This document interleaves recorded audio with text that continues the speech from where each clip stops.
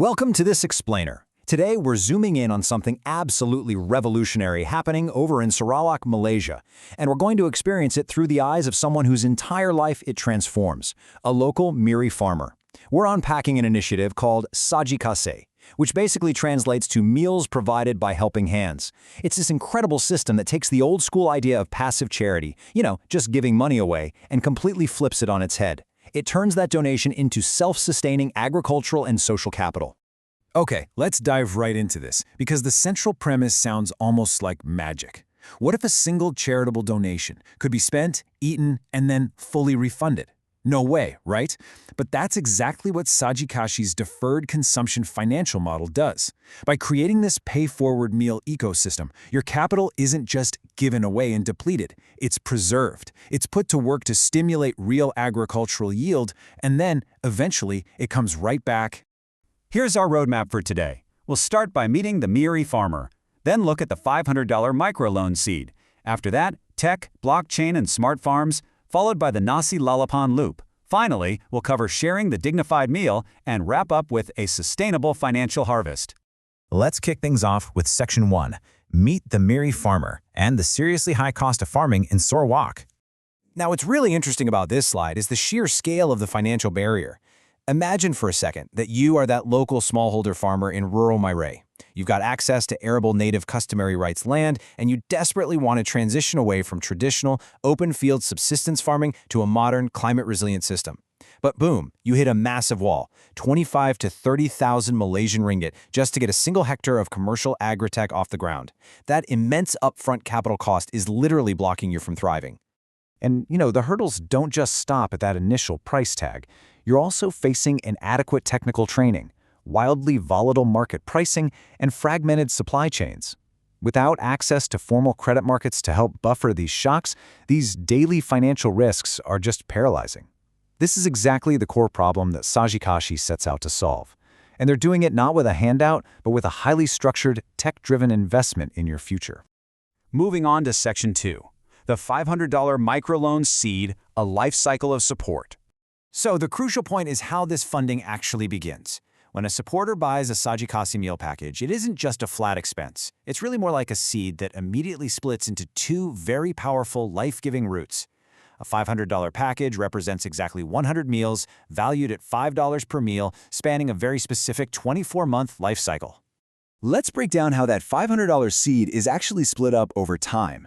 During the first year, so months 1 to 12, $155 goes straight to participating local restaurants. This covers 31 meals and provides immediate food relief right in the urban centers. But here's the absolute game changer. The remaining 69 meals, valued at $345, are temporarily withheld from the food pipeline. Instead, that $345 is deployed immediately as an interest-free microloan straight to your farm account. All right, Section 3, Tech, Blockchain, and Smart Farms. Digital tools for rural yields. Now, you might be wondering, how on earth does a system track all this moving capital securely across farms, restaurants, and consumers for 2 whole years? Well, as a rural farmer, you know that high banking fees can just devour your hard-earned profits. So, Saji Kasih uses a proof of authority blockchain. This is essentially a private, permissioned network operated by trusted local stakeholders, like the farms, the restaurants, and local civil society organizations. By doing this, they completely remove those costly banking middlemen, keeping transaction fees at practically zero. And that directly protects your bottom line while ensuring total transparency. And this brilliantly illustrates why they chose their specific tech stack. Think of older token standards, like ERC20 or 721, as having to use a completely different smart contract for every single asset you own. It's clunky and the gas efficiency is pretty low. But the ERC 1155 multi-token standard, it acts like a master contract. It seamlessly manages that $5 fungible meal voucher that anyone can eat, right alongside the $500 semi-fungible microloan contract held by the main supporter, all at the exact same time. High efficiency, atomic batch transfers, the whole shebang.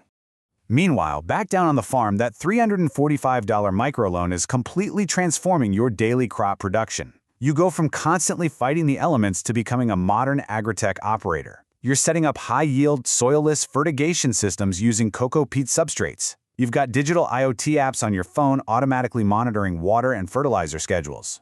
This technology actively mitigates severe agricultural risks like caterpillars, thrips, or aphid infestations, ensuring rapid, healthy growth for cash crops like ginger and Granong chilies. It's night and day. Which brings us to Section 4, the Nasik-Lalapam Loop, completing the circular economy. Okay, so the crops are grown, the harvest is ready, and it all comes rushing together in one of Sarawak's absolute favorite traditional dishes, nasi lalapan.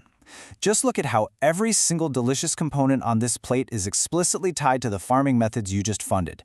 The fiery Granong chilies and ginger for the samba centerpiece, grown in your IoT-enabled greenhouses. The fresh cabbage and long beans, watered by your automated drip irrigation plots. Even the rice and proteins are tied directly into these integrated co-ops.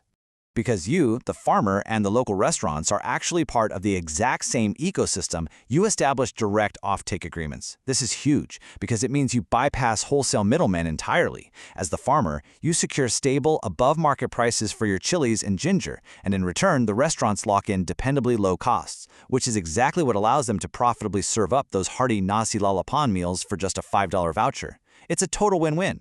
Section 5. Sharing the dignified meal. The human connection. Now, for the everyday user, all that complex blockchain tech we just talked about, it fades completely into the background. It's super simple. Step 1, a supporter buys the $500 package on a mobile app. Step 2, they receive a unique food purchase ID. Step 3, the app dynamically generates a shareable QR code. And Step 4, the recipient just walks into a participating local restaurant, scans the code, and redeems their meal.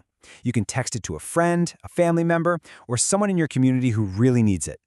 The empathy engineered into this system is truly profound. Imagine for a second being that recipient. If you're hungry, you don't have to face the stigma of standing in a visible food bank line. You just receive a QR code on your phone, you walk into a local spot, and you enjoy a fantastic meal sitting down just like any other paying customer. It creates this beautifully localized network of dignified, community-funded food security. Let's move to Section 6 and see how this all builds to a finish. A sustainable financial harvest, reaping the rewards at month 24. Let's look at what this actually means for you, the farmer, when all was said and done. The incredible efficiency of those fertigation systems, combined with your direct sales to the restaurants, results in massive net profit margins. We're talking 20% to 38% on cash crops like Granong chili. Your farming investment has paid off immensely. Over those 24 months, the accumulated revenue from your crop sales flows back into the central fund, fully repaying that $345 microloan. And here is where the absolute magic of the circular economy reveals itself. At month 24, the original supporter gets a choice. Option A, they get their entire $500 principal completely refunded. That means those 31 meals eaten by the community in year 1 were entirely subsidized by your farm's agricultural yields. Or there's option B.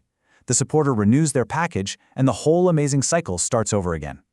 We've seen how a single donation can act as a powerful investment, feeding the hungry while literally upgrading a rural farmer's livelihood through smart tech and direct trade.